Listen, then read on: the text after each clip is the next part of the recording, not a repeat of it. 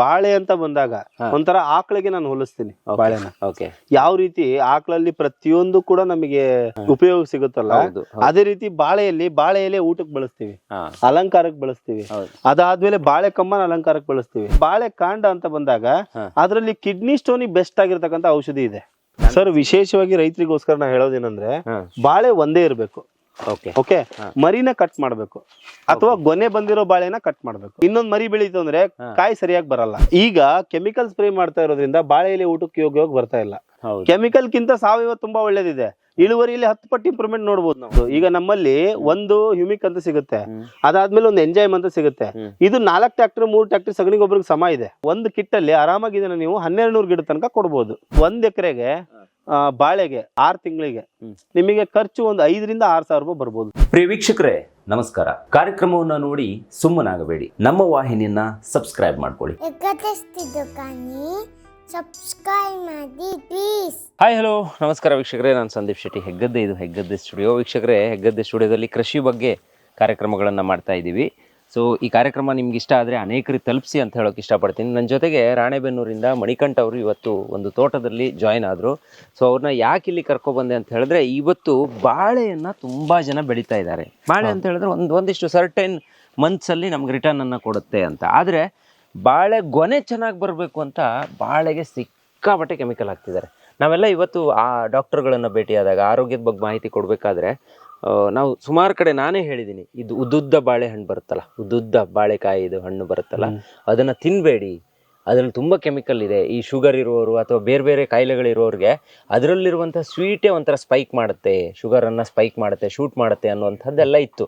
So ಹಂಗಾಗಿ ಅದ್ರ ಬಗ್ಗೆ ನಾವು ಮಾಹಿತಿಯನ್ನು ಕೊಟ್ಟಿರುವ ಕಾರಣ ಅಷ್ಟೇ, ಬಾಳೆಹಣ್ಣಲ್ಲೂ ವಿಷ ಅಂಶ ಬರ್ತಾ ಇದೆ. ಮುಂದೆ ಅಗೇನ್ ಇದು ಕ್ಯಾನ್ಸರ್ಗೆಲ್ಲ ಕನ್ವರ್ಟ್ ಆಗುವಂಥ ಚಾನ್ಸ್ ಇದೆ. ನಾವೇನಾದ್ರು ರಾಸಾಯನಿಕ ಬೆಳೀತಾ ಇದ್ದೀವಿ, ಬೆಳೆದು ಉದ್ದುದ್ದ ಕೊನೆ ಬಂದಿದೆ ಅಂತ ಹೇಳ್ಬಿಟ್ಟು ತಿಂತಾ ಇದ್ದೀವಿ ಅಂತ ಹೇಳಿದ್ರೆ ಅಲ್ಲಿ ಏನೋ ಒಂದು ರೂಪದಲ್ಲಿ ನಮ್ಮ ಹೆಲ್ತ್ ಪ್ರಾಬ್ಲಮ್ ಆಗ್ತಿದೆ ಅಂತಲೇ ಅರ್ಥ. ಸೊ ಹಾಗಾಗಿ ಈಗ ಬಾಳೆ ಬೆಳೆದಾಗಲೂ ತುಂಬ ಜನ ಪ್ರಾಬ್ಲಮಲ್ಲಿ ಸಿಕ್ಕಾಕೊಳ್ತಾರೆ. ನಾವು ಬೆಳೆಗಾರನ ತಪ್ಪು ಅಂತ ಹೇಳ್ತಾ ಇಲ್ಲ, ಅವ್ರಿಗಿರುವಂಥ ನಾಲೆಜ್ಗಳು ತುಂಬ ತಪ್ಪಾಗಿರುತ್ತೆ. ಬಹುಶಃ ನನಗೆ ಒಳ್ಳೆ ಇಳುವರಿ ಬಂದರೆ, ಒಳ್ಳೆ ಉದ್ದುದ್ದ ಆದರೆ ಅದು KG ಜಾಸ್ತಿ ಆಗುತ್ತೆ, ದುಡ್ಡು ಬರುತ್ತೆ ಅಂತ ಹೇಳ್ಬಿಟ್ಟು ಗೊಬ್ಬರಗಳನ್ನು ಸುರಿತಾರೆ. ಈ ಥರ ಎಲ್ಲ ಪ್ರಾಬ್ಲಮ್ ಆಗ್ತಾ ಇದೆ. ಈಗ ಬಾಳೆ ಅನ್ನೋ ವಿಚಾರಕ್ಕೆ ಬಂದರೆ ಒಂದು ಎಲೆ ಕೂಡ ಇಂಪಾರ್ಟೆಂಟ್ ಆಗುತ್ತೆ ಅನ್ಕೊತೀನಿ. ಕೆಲವೊಂದು ಸಲ ಅದ್ರ ಎಲೆ ಏನೇನೋ ತಿಂದು ಕೆಂಪಾಗಿ ಅದು ಸತ್ತೋಗೋದು, ಇಲ್ಲ ಸರಿಯಾದ ಕೊನೆ ಬರದೇ ಇರೋದು, ಅಥವಾ ಮಣ್ಣಿನ ಫಲವತ್ತತೆ ರಾಸಾಯನಿಕದಿಂದ ಹಾಳಾಗೋದು, ಅದಕ್ಕೆ ತುಂಬ ನೀರು ಬೇಕಾಗುತ್ತೆ, ಈ ಸೌಲಭ್ಯಗಳು, ಈ ಥರದೆಲ್ಲ ಸಮಸ್ಯೆಗಳಾಗುತ್ತೆ. ಈಗ ಬಾಳೆ ಬೆಳೆಯುವವರಿಗೆ ಒಂದು ವಿಶೇಷವಾದ ಮಾಹಿತಿ ಕೊಡೋಣ. ಬಾಳೆಯನ್ನ ಹೆಂಗ್ ಬೆಳವಣಿಗೆ ಶುರು ಮಾಡಬೇಕು ಅನ್ನೋದ್ರ ಬಗ್ಗೆ ಒಂದು ಮಾಹಿತಿ ಕೊಡ್ಬೋದಾ ಅಂತ ಸರ್? ಆರಾಮ ಕೊಡೋಣ. ಏನಂದ್ರೆ ಸರ್, ಈಗ ಬಾಳೆ ಅಂತ ಬಂದಾಗ ಒಂಥರ ಆಕಳಿಗೆ ನಾನು ಹೋಲಿಸ್ತೀನಿ ಬಾಳೆನ.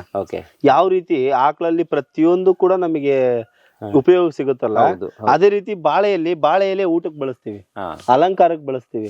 ಅದಾದ್ಮೇಲೆ ಬಾಳೆ ಕಮ್ಮನ ಅಲಂಕಾರಕ್ಕೆ ಬಳಸ್ತೀವಿ. ಈಗ ಕೆಮಿಕಲ್ ಸ್ಪ್ರೇ ಮಾಡ್ತಾ ಇರೋದ್ರಿಂದ ಬಾಳೆ ಎಲೆ ಊಟಕ್ಕೆ ಯೋಗ್ಯವಾಗಿ ಬರ್ತಾ ಇಲ್ಲ. ಓಕೆ, ಇಲ್ಲಿ ಮಿಸ್ಟೇಕ್ ಆಗ್ತಾ ಇದೆ. ಓಕೆ, ಅದಾದ್ಮೇಲೆ ಬಾಳೆ ಕಾಂಡ ಅಂತ ಬಂದಾಗ ಅದರಲ್ಲಿ ಕಿಡ್ನಿ ಸ್ಟೋನಿಗೆ ಬೆಸ್ಟ್ ಆಗಿರ್ತಕ್ಕಂಥ ಔಷಧಿ ಇದೆ. ಇದು ತುಂಬಾ ಜನಸಾಮಾನ್ಯರಿಗೆ ಗೊತ್ತಿದೆ. ಓಕೆ, ಅದು ಕೂಡ ಉಪಯೋಗ ಬರ್ತಾ ಇಲ್ಲ. ಈಗ ಕಿಡ್ನಿ ಸ್ಟೋನ್ ಹೋಗೋದ್ ಬದಲು ಜಾಸ್ತಿ ಆಗ್ತಾ ಇದೆ. ಸೊ ಆ ಸಮಸ್ಯೆ. ಅದ್ರ ಜೊತೆಗೆ ಗೊನೆ ಬಂದಿರುತ್ತಲ್ಲ, ಈ ಬಾಳೆಹಣ್ಣು ಅಂತ ನಾವು ಮಾಡ್ಕೊಂಡು ತಿಂತೀವಿ. ಆ ಬಾಳೆಹಣ್ಣು ತಿನ್ನೋದ್ರಲ್ಲಿ ತುಂಬಾ ವಿಧಾನ ಇದೆ, ಅದ್ರ ಬಗ್ಗೆ ನಾವು ತುಂಬಾ ಎಪಿಸೋಡ್ ಗಳಲ್ಲಿ ಹೇಳಿದೀವಿ. ಆದ್ರೆ ಈ ಬಾಳೆ ಕೃಷಿ ಮಾಡುವಾಗ ಇಲ್ಲಿ ನೋಡ್ರಿ, ಈ ತರ ಇದು ಒಣಗ್ತಾ ಇದೆ ನೋಡಿ. ಓಕೆ, ಇದು ಹಳೆ ಎಲೆ.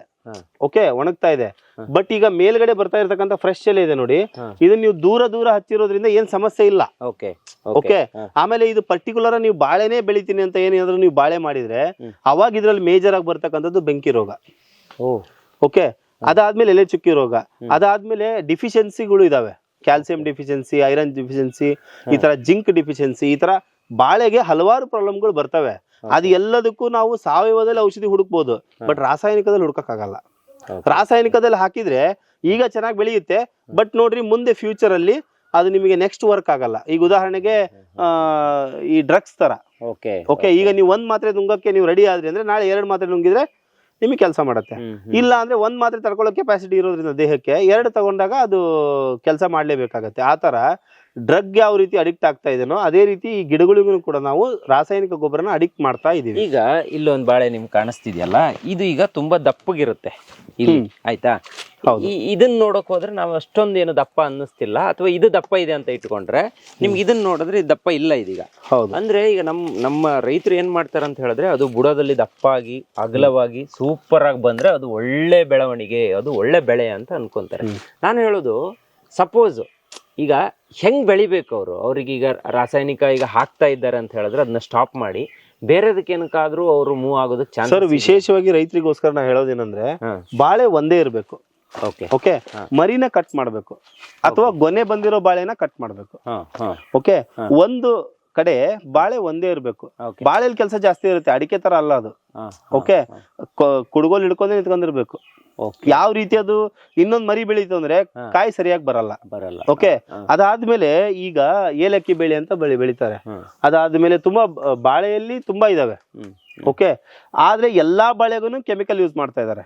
ಕೆಮಿಕಲ್ ಕಿಂತ ಸಾವಯವ ತುಂಬಾ ಒಳ್ಳೇದಿದೆ. ಇಳುವರಿಯಲ್ಲಿ 10 ಪಟ್ಟು ಇಂಪ್ರೂವ್ಮೆಂಟ್ ನೋಡಬಹುದು ನಾವು. ಈಗ ಅದು ಇಂಪ್ರೂವ್ ಮಾಡೋದಕ್ಕೆ ಆಗುತ್ತಾ? 100% ಬೆಳೀತಾ ಇದಾರೆ, ರಾಸಾಯನಿಕ ಅಥವಾ ಗವರ್ಮೆಂಟ್ ಗೊಬ್ಬರ ಹಾಕಿ ಬೆಳೀತಿದ್ದಾರೆ, ಅದ್ರ ಡಬಲ್ ಬೆಳೆಯೋದಕ್ಕೆ ಚಾನ್ಸ್ ಇದೆಯಾ? ಚಾನ್ಸಸ್ ಇದೆ ಸಾವಯವದಲ್ಲಿ. ಹೌದು, ಬೆಳಿಬಹುದು. ಹೆಂಗೆ ಅಂತಂದ್ರೆ ಸಿಂಪಲ್ ಆಗಿ ಇದನ್ನ ಒಂದೇ ಮಾಡ್ಬೇಕು. ಓಕೆ, ನಾವು ಸರಿಯಾಗಿರೋ ಮಾರ್ಗದರ್ಶನ ಕೊಡ್ತೀವಿ ರೈತರಿಗೆ. ಸರಿ, ಇದು ಒಂದೇ ಬೆಳಿಬೇಕು. ಬೆಳೆಗೆ ಏನ್ ಮಾಡ್ಬೇಕು ಅಂದ್ರೆ, ಮೊದಲು ಸೀಡ್ ಟ್ರೀಟ್ಮೆಂಟ್. ಓಕೆ, ಬಾಳೆ ಬೀಜ ತಂದು ಹಚ್ತಾರೆ ಜನ. ಅದಕ್ಕೆ ನಾವೇನ್ ಮಾಡ್ತೀವಿ, ನಮ್ಮಲ್ಲಿ ಒಂದು ಸೀಡ್ ಟ್ರೀಟ್ಮೆಂಟ್ ಅಂತ ಬರುತ್ತೆ. ಅದರಲ್ಲಿ ಬಾಳೆನ ಎದ್ದಿ ನೆಲಕ್ಕೆ ಹಚ್ಚಬೇಕು. ಓಕೆ, ಅವಾಗ ಬೇರ್ಗಳಿಗೆ ಬರ್ತಕ್ಕಂಥ ದೋಷಗಳು, ಬೇರ್ಗಳಿಗೆ ಬೇಕಾಗಿರ್ತಕ್ಕಂಥ ಪೋಷಕಾಂಶಗಳೆಲ್ಲ ಸರಿಯಾಗಿ ಸಿಗ್ತವೆ. ಓಕೆ, ಅದಾದ್ಮೇಲೆ ನಾವು ಅದಕ್ಕಿಂತ ಮುಂಚೆ ಆಕ್ಚುಲಿ ಭೂಮಿ ಟ್ರೀಟ್ಮೆಂಟ್ ಮಾಡಬೇಕು. ಸಾಯಿಲ್ ಟ್ರೀಟ್ಮೆಂಟ್ ಅಂತ ಹೇಳ್ತೀವಿ. ಭೂಮಿಗೆ ಬೇಕಾಗಿರುವಷ್ಟು ಹ್ಯೂಮಿಕ್, ಮೈಕ್ರೋನ್ಯೂಟ್ರಿಯೆಂಟ್ಸ್, ಮ್ಯಾಕ್ರೋನ್ಯೂಟ್ರಿಯೆಂಟ್ಸ್, ಮ್ಯಾನ್ಯೂರ್ಸ್, ಈ ತರ ಆಯುರ್ವೇದದಲ್ಲಿ ಸಾವಯವದಲ್ಲಿ ಏನೆಲ್ಲ ಸಿಗುತ್ತಲ್ಲ ಅದೆಲ್ಲದನ್ನು ಹಾಕಿ ನೆಲ ರೆಡಿ ಮಾಡ್ಕೋಬೇಕು.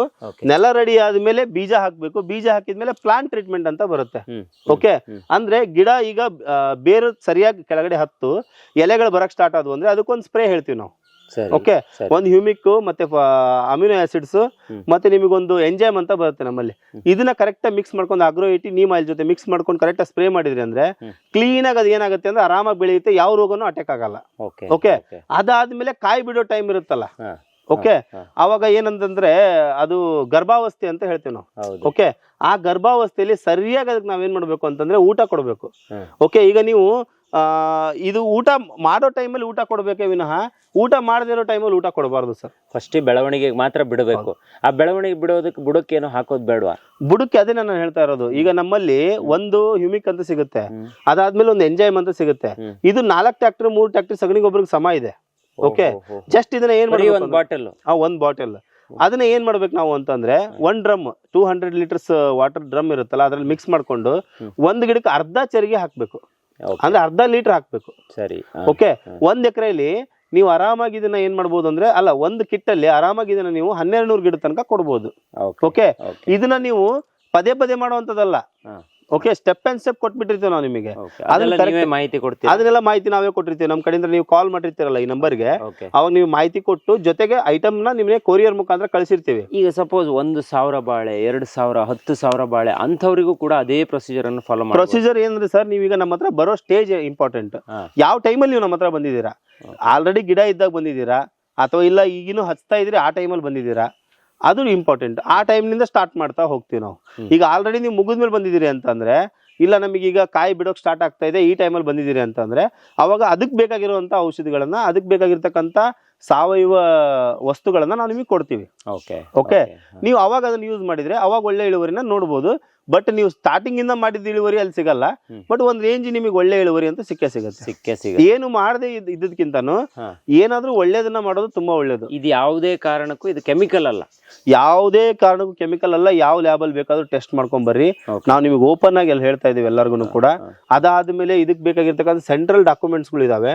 ಸೆಂಟ್ರಲ್ ಸರ್ಟಿಫೈಡ್ ಇದು ಪ್ರಾಡಕ್ಟ್ಸ್ ಎಲ್ಲದೂ ಕೂಡ ಡಾಕ್ಯುಮೆಂಟ್ಸ್ ಇರೋದ್ರಿಂದ. ಒಂದ್ ಡೌಟ್ ಇರುತ್ತೆ ಜನಗಳಿಗೆ, ಇದ್ರ ಖರ್ಚುಗಳೆಲ್ಲ ಎಷ್ಟು ಆಗ್ಬಹುದು? ಈಗ ನಾವು ರಾಸಾಯನಿಕ ಹೋದ್ರೆ ಗೊಬ್ಬರಕ್ಕೆ ಲಕ್ಷಾಂತರ ರೂಪಾಯಿ ಖರ್ಚಾಗುತ್ತೆ, ಅದನ್ನ ಒಪ್ಕೊಂಡ್ ಬಿಟ್ಟಿದ್ದಾರೆ ಜನ.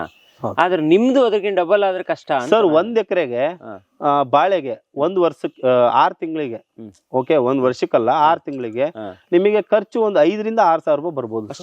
ಅಷ್ಟೇ. ಬಹಳ ಕಡಿಮೆ ಸರ್. ಕೆಮಿಕಲ್ ಬಳಸಲೇಬೇಡ್ರಿ ಅಂತ ಹೇಳ್ತೀನಿ ನಾನು. ಎಮರ್ಜೆನ್ಸಿ ಟೈಮಲ್ಲಿ ಬಳಸ್ರಿ. ಆಲ್ರೆಡಿ ಈಗ ಬೆಂಕಿ ರೋಗ ಬಂದು ದಗ ದಗ ದಗ ದಗ ಉರಿತಾ ಇದೆ. ಓಕೆ, ಎಲ್ಲ ಕೆಂಪಗಾಗ್ತಾ ಇದೆ, ಎಲ್ಲ ಬರ್ನ್ ಆಗ್ತಾ ಇದೆ, ಬರ್ನಿಂಗ್ ಡಿಸೀಸ್ಗಳು ಅಂತ ಹೇಳ್ತೀವಿ. ಅದು ಬಂದಾಗ ಅದಕ್ಕೆ ಎಮರ್ಜೆನ್ಸಿ ಇದ್ದ ಮಾಡ್ರಿ. ಓಕೆ, ಎಮರ್ಜೆನ್ಸಿ ಇಲ್ದೇ ಇರೋ ಟೈಮಲ್ಲಿ ಚೆನ್ನಾಗಿ ಬೆಳಿಲಿ ಅಂತ ತುಂಬಾ ತಂದ್ ಸುರುವುದು ಅವನ್ನೆಲ್ಲ ಮಾಡಕ್ ಹೋಗ್ಬೇಡಿ.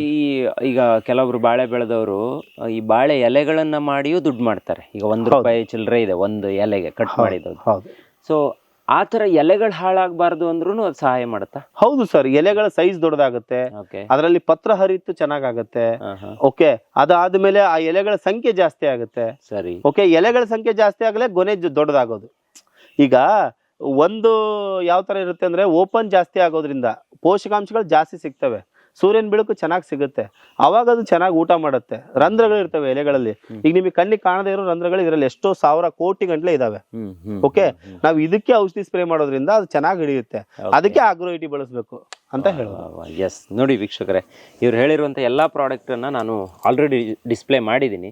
ಸೊ ಯಾರಾದರೂ ಈ ಥರ ಬೆಳೆಗಾರರಿದ್ರೆ, ಅಂದರೆ ಕೇವಲ ಬಾಳೆ ಅಂತಾನೆ ಅಲ್ಲ, ಅದು ಅಡಿಕೆ ಆಗಿರ್ಬೋದು, ತೆಂಗು ಆಗಿರ್ಬೋದು, ಬಾಳೆ ಆಗಿರ್ಬೋದು, ಅಥವಾ ಕೃಷಿಗೆ ಸಂಬಂಧಿಸಿರುವಂಥ ಬೇರೆ ಬೇರೆ ಯಾವುದೇ ಜಾತಿಯ ನೀವು ಕೃಷಿಗೆ ಸಂಬಂಧಿಸಿರುವಂಥ ಯಾವುದೇ ಜಾತಿ ಗಿಡಗಳನ್ನು ಬೆಳೆದ್ರೂ ಕೂಡ ಇವ್ರ ಹತ್ರ ಒಂದು ಸೊಲ್ಯೂಷನ್ ಅನ್ನೋದಿರುತ್ತೆ. ಇಲ್ಲಿಗೆ ಪಪ್ಪಾಯ ಇದೆ ಅಂದರೆ ನಾವು ಈ ತೋಟಕ್ಕೆ ಯಾಕೆ ಬಂದ್ವಿ ಅಂದರೆ ಇಲ್ಲಿ ಬಾಳೆ ಸ್ಪೆಷಲ್ ಆಗಿ ಏನು ಬೆಳೆದಿರೋದಲ್ಲ, ಇಲ್ಲಿ ಆಲ್ರೆಡಿ ತಿನ್ನೋಕೆ ಮನೆ ಖರ್ಚಿಗೆ ಮಾತ್ರ ಗಿಡಗಳ ಮಧ್ಯೆ ನೆರಳಾಗಲಿ ಅಂತ ಒಂದಿಷ್ಟು ಹಾಕಿರೋದನ್ನು ನಾವು ತೋರಿಸಿದ್ವಿ. ಆದರೆ ಬಾಳೆಯನ್ನೇ ಬೆಳೆಯೋರಿಗೆ ನೀವೇನಾದರೂ ಒಂದು 20,000 30,000 ಗೊಬ್ಬರಕ್ಕೆ ಖರ್ಚು ಮಾಡ್ತಾ ಇದ್ರೆ ಒಂದು 5,000 6,000 ರೂಪಾಯಲ್ಲಿ ಇವ್ರು ಹೇಳಿರುವಂಥ ಮೆಥಡನ್ನು ಫಾಲೋ ಮಾಡಿದ್ರೆ ಒಳ್ಳೆ ಇಳುವರಿ ಬರುತ್ತೆ.